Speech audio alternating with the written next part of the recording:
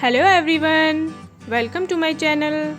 Today we'll study the chapter 8 Silk Road by Nick Middleton of class 11th from the book Hornbill. Nick Middleton is a British physical geographer.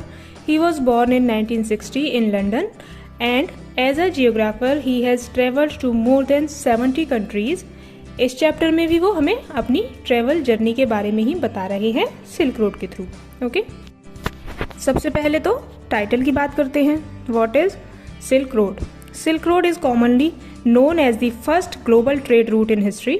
Silk road कोई real road नहीं है बल्कि ये businessman लोगों के द्वारा use किया जाने वाला रोड था. एंशियंट टाइम में व्यापारी इस रोड के थ्रू व्यापार या अपना ट्रेड करते थे. ये रोड एशिया को मेडिटेरेनियन यानी कि भूमध्य सागर एंड यूरोपियन वर्ल्ड से जोड़ता है. इसके through west to east trade काफ़ी डेवलप हुआ. बेसिकली सिल्क रोड हमारे ईस्ट और वेस्ट को ज्वाइन करता है. तो इन लैंड रूट्स के थ्रू ही निक ने किसी एक रूट पे ट्रेवल किया था जिसको कहते हैं सिल्क रूट, जिसके बारे में वो हमें चैप्टर में बता रहे हैं. अब क्यों ट्रेवल किया था यहाँ पे निक ने? बिकॉज ये माउंट कैलाश और मानसरोवर रिवर की स्पिरिचुअल क्वालिटीज को, स्पिरिचुअल मैजिक को पर्सनली जानना चाहते थे. दैट ये दोनों माउंट कैलाश और मानसरोवर रिवर इतने फेमस क्यों हैं, और ये माउंट कैलाश पे जाकर कोरा परफॉर्म करना चाहते थे ना. कोरा क्या होता है?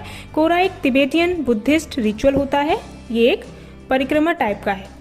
तो बेसिकली हम कह सकते हैं कि ये निक मिडिल्टन की एक पिलग्रिमेज यानी तीर्थ यात्रा थी. ठीक है, तो देखते हैं कि माउंट कैलाश की परिक्रमा निक ने कैसे पूरी की, क्या क्या उन्हें फेस करना पड़ा. ऑथर यानी निक बताना स्टार्ट करते हैं कि उन्होंने जर्नी स्टार्ट की रावू नाम की जगह से. उनकी जर्नी में उनके साथ थे उनके दोस्त और एक ड्राइवर या गाइड.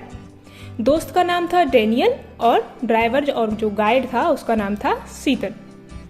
निकलने से पहले लामो नाम की एक कोई लेडी है, इनको एक गिफ्ट देती है और गिफ्ट में वो देती है लॉन्ग स्लीव्स शीप स्किन का कोट.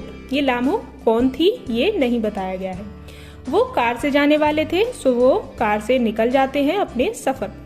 सीतन इनसे कहते हैं कि मैं आपको ऐसे रास्ते से लेकर जाऊंगा जहां हमें कम से कम प्रॉब्लम को फेस करना पड़ेगा और अगर रास्ते में बर्फ नहीं पड़ी तो हम कम से कम टाइम में भी पहुंच जाएंगे.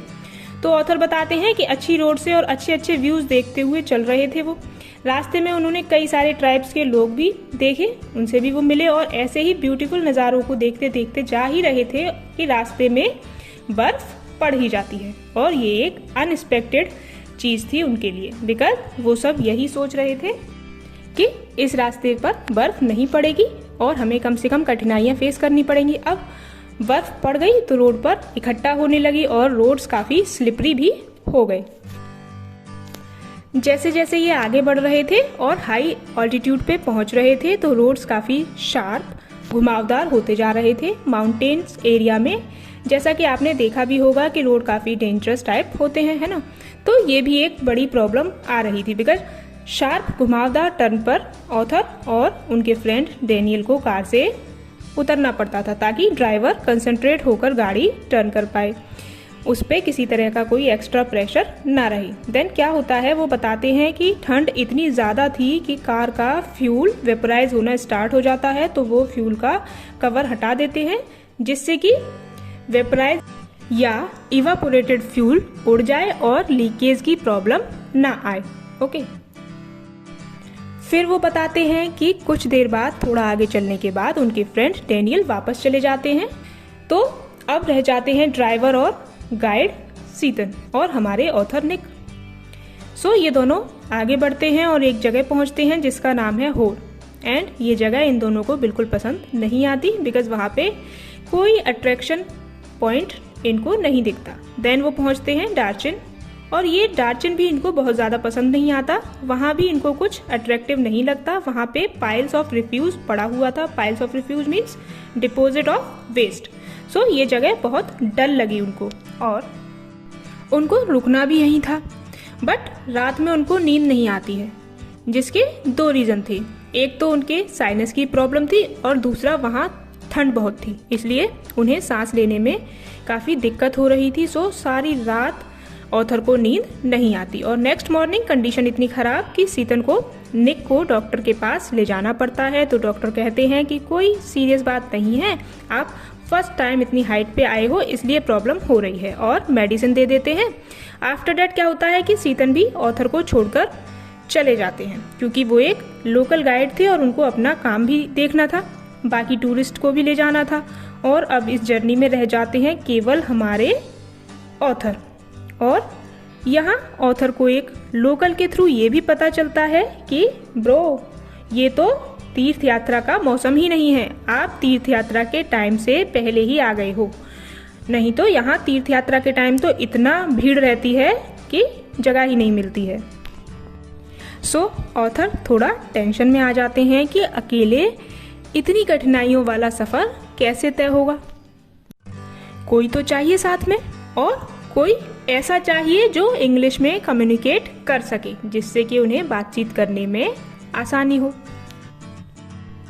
सो क्या होता है, वो गए होते हैं वहीं के एक लोकल कैफ़े में कॉफ़ी पीने के लिए। वहीं पर एक पर्सन से वो मिलते हैं जिसका नाम होता है Norbu.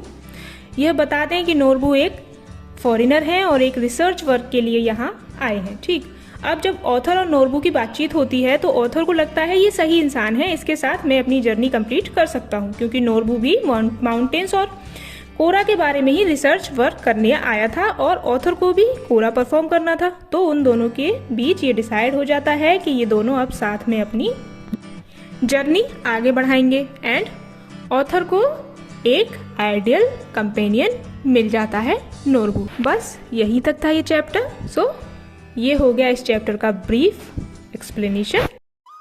With this, our video comes to an end. Kindly share your views about the chapter in the comment section, and please like and share this video and subscribe to the channel.